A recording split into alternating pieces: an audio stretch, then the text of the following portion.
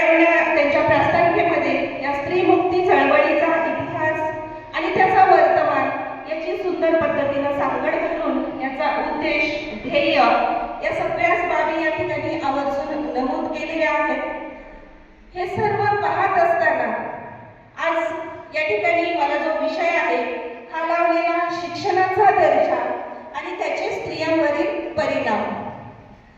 गेल्या 200 वर्षापासून क्रांतीज्योती सावित्रीबाई फुलेंनी 1848ला 1 जानेवारी 1848ला क्रांतीसूर्य महात्मा फुले आणि क्रांतीज्योती सावित्रीबाई फुलेंनी पुण्यामध्ये भिडेवाड्यामध्ये महिलांची पहिली मुलींची शाळा काढली.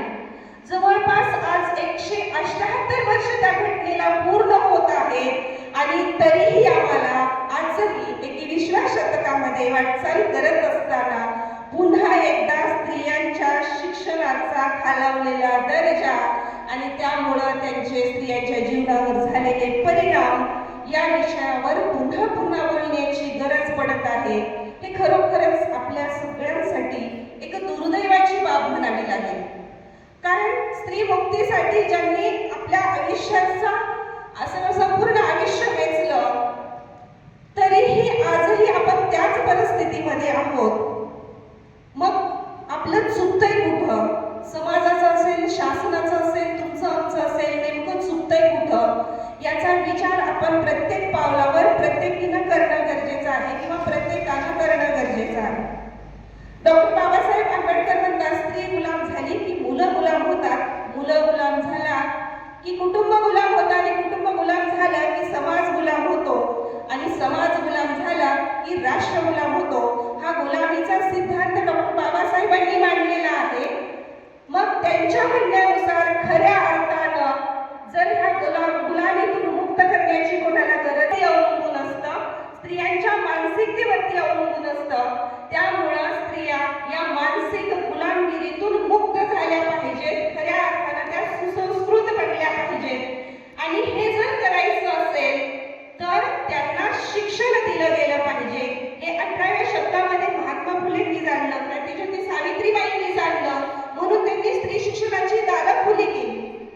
आणि आजही आजच्या काळापर्यंत स्त्रियांसाठी शिक्षण क्षेत्रामध्ये वेगवेगळ्या योजना आणून सुद्धा जर शासनाचा तो हेतू साध्य होत नसेल, बाबासाहेबांचं ते स्वप्न पूर्ण होत नसेल, तर मग पाणी नेमकं कुठं मुरतंय याचा विचार आपल्यापैकी प्रत्येकीनं करणं गरजेचं आहे. आज शालेय लेवल पासून आपण पाहतो शासनाच्या अनेक योजना ग्रामीण भागापर्यंत आलेल्या आहेत. त्या योजना खऱ्या अर्थानं आलेल्या आहेत का की फक्त कागदोपत्री घोडे नाचत आहेत याचा विचार आपण केला पाहिजे.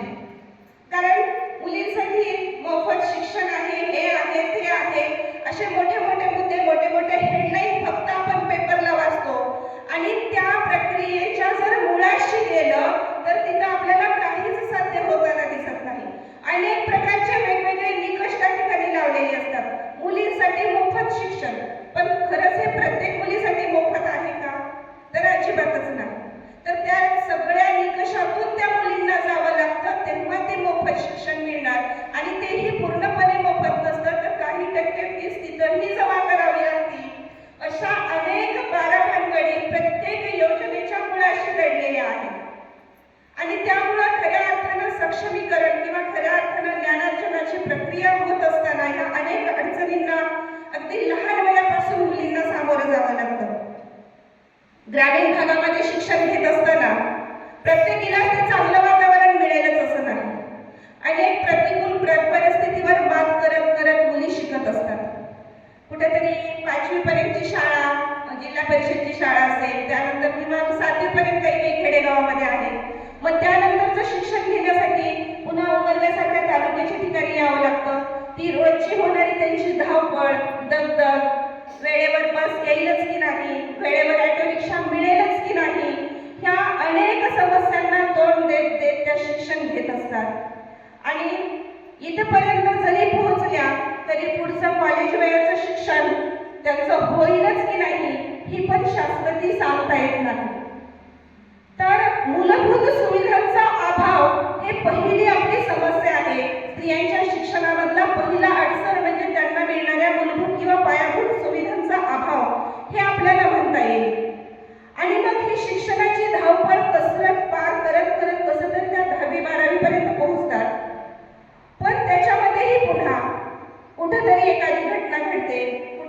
एखादा लव्ह मॅरेजचा प्रकार होतो किंवा कुठेतरी एखाद्या मुलींवरती अत्याचाराचं प्रकरण ऐकलं जातं आणि मग पुन्हा तिथं सामाजिक असुरक्षितता बळावते, पालकांमध्ये असुरक्षिततेची भावना निर्माण होते. मग मुलींना पुढे शाळेत पाठवायचं की नाही, तिला शिकू द्यायचं की नाही, हे वेगळे समस्या किंवा वेगळे प्रॉब्लेम त्या मुलींच्या समोर निर्माण होतात. ही झाली तिची दुसरी कसरत किंवा दुसरी पायरी, तिच्या आयुष्याचा दुसरा टप्पा, म्हणजे किमान तिच्या हक्काचं 12वी पर्यंतचं शिक्षण सुद्धा तिच्या पदरी पडेल की नाही याची शाश्वती आजही आपण एवढ्या विज्ञानवादी काळामध्ये जगत असूनही देऊ शकत नाही. ही वस्तुस्थिती आजही आपल्या समाजाची आपल्याला पाहायला मिळते.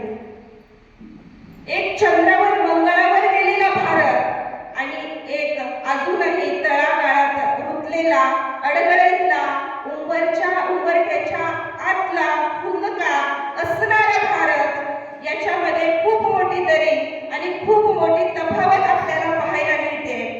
तर ही तफावत आणि दरी आपल्याला साधता येईल का नाही, हा सगळ्यात मोठा प्रश्न आजच्या समाजासमोरचा आपला आहे. आज या सोशल मीडियाच्या काळामध्ये आपल्याला सगळ्यात मोठी समस्या भेडवत आहे ती सोशल मीडियाची अतिरेकी त्याचा वापर.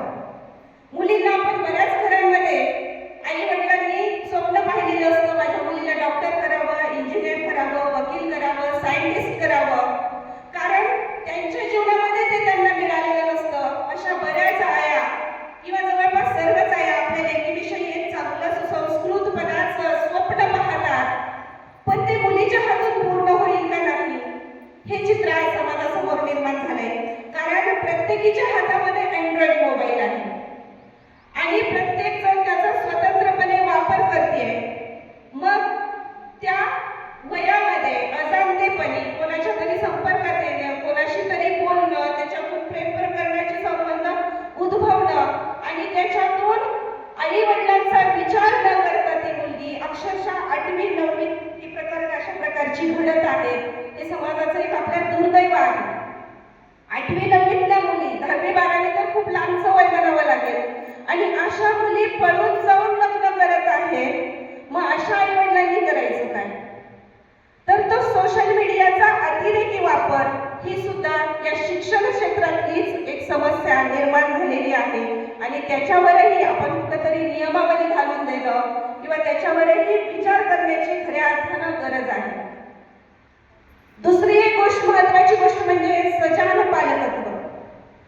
आपलं मुलगा किंवा मुलीला जसं आपण म्हणतो 7च्या आत घरात, तशाच प्रकारे मुलांना सुद्धा 7च्या आत घरात नियमावली लागू करणं आणि आपल्या मुलांमुलींवरती पाल्यांवरती अगदी बारक्यावरनं लक्ष देणं हे प्रत्येक आईची भूमिका असली पाहिजे. कारण मुलांवर विश्वास ठेवणं, 100% त्यांच्यावर विश्वास ठेवून राहण्याचा काळ आजचा राहिलेला नाही. कारण आपलं लेकरू भले हे खूप चांगलं असू द्या, पण ते उद्या कोणाच्या संपर्कात येणार आहे, तो समोरचा व्यक्ती कसा असेल, समोरची तिची मैत्रीण कशी असेल, ह्या गोष्टी आपल्याला माहीत नसतात. त्यामुळं एक आई म्हणून ती सर्वस्वी तुमची जबाबदारी आहे. कारण वडिलांना आपण जबाबदारी टाळत नाहीये, वडिलांची सुद्धा भूमिका तीच असली पाहिजे. पण निसर्गानं या सगळ्या गोष्टी जाणून घेण्याची, कोणाची नजर कशी आहे, कोण कोणत्या वेळेला काय करतंय, आपल्या लेकीच्या चालण्यातून बोलण्यातून फक्त एक आईच ओळखू शकते की तिच्या मनामध्ये काय चाललेलं आहे, तिच्या अवतीभोवतीच्या जगामध्ये, विश्वामध्ये ती काय करते. या सगळ्या गोष्टीची जाणीव प्रथमतः आईला होत असते. म्हणून आईची सर्वात ती एक जबाबदारी आहे की आपल्या लेकीवरती, लेकरांवरती आपण कसोशीनं अगदी बारीक, जसं आपण धारीच्या नजरेनं म्हणतो तशा प्रकारचं लक्ष देणं सुद्धा गरज आहे. आणि त्यांना कुठल्याही वाईट मार्गाला न लागू देता त्यांना या शिक्षणाच्या प्रवाहामध्ये कसं परत त्यांना इकडं आणता येईल आणि नवी ध्येय, नवे स्वप्न त्यांच्या मनामध्ये कसे रुजवता येतील याच्यासाठी सुद्धा आपण प्रयत्नशील असलं पाहिजे. आम्ही जिजाऊ ब्रिगेडच्या माध्यमातून अनेक वर्षापासून शाळांमध्ये जाऊन विद्यार्थ्यांसाठी प्रबोधनाचे धडे देत आलेलो आहोत. कारण समस्या नंतर निर्माण होण्यापेक्षा त्या समस्यांच्या मुळांवरतीच घाव घालणं गरजेचं असतं. म्हणून शालेय वयापासूनच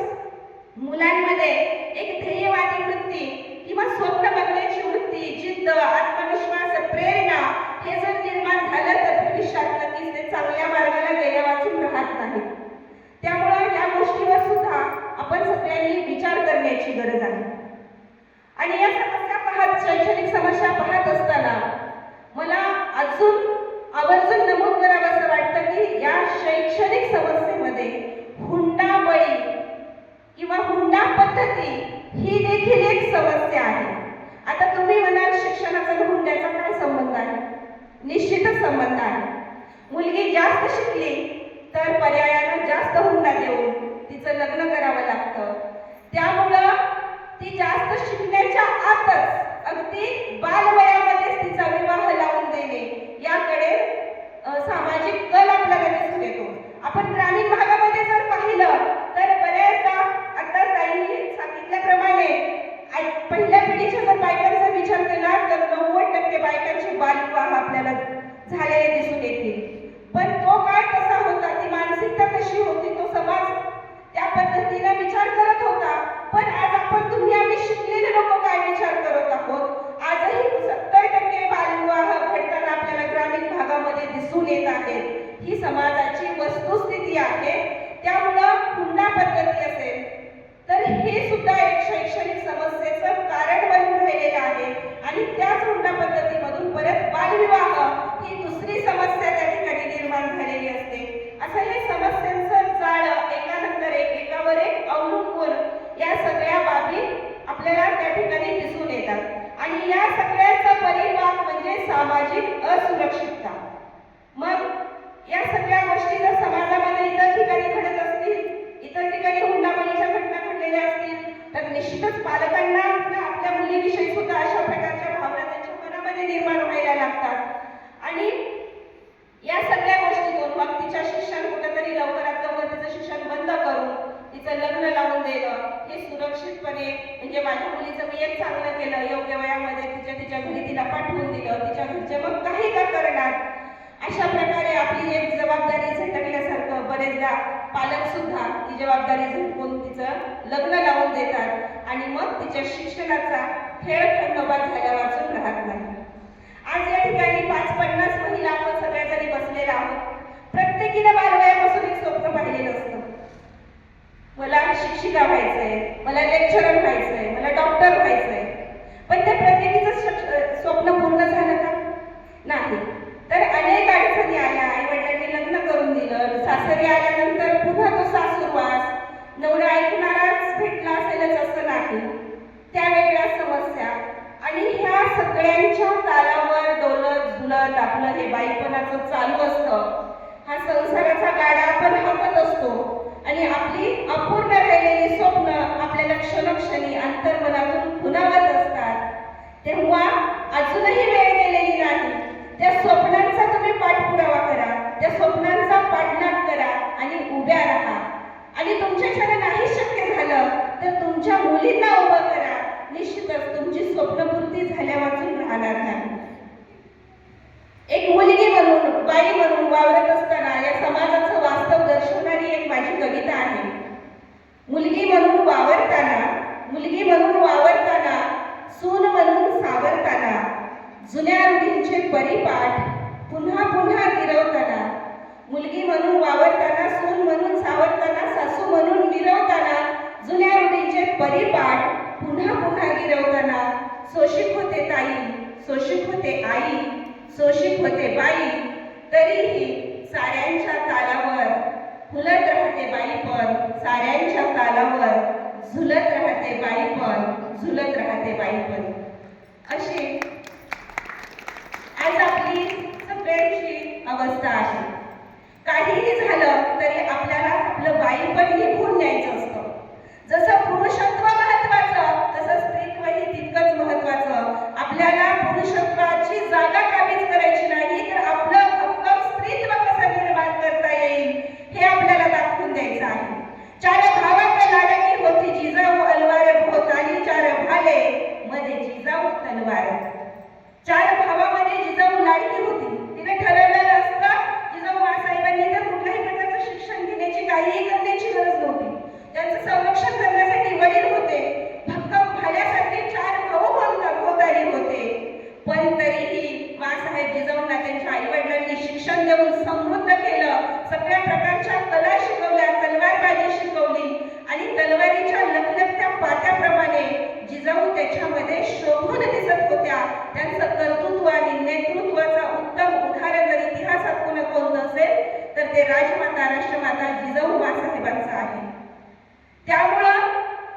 तिचं स्वतःचं स्त्रीत्व तिनं जपणं आणि त्याचा गौरव करणं, एक उत्कृष्ट कार्य हातून तिच्या घडणं, हेही महत्वाचं आहे. त्यामुळे आपण स्त्री आहोत, आपण कमजोर आहोत या भावना मनामध्ये न आणता आपणही पुरुषांनाही लाजवेल असं कर्तृत्व आपण करू शकतो, गाजवू शकतो.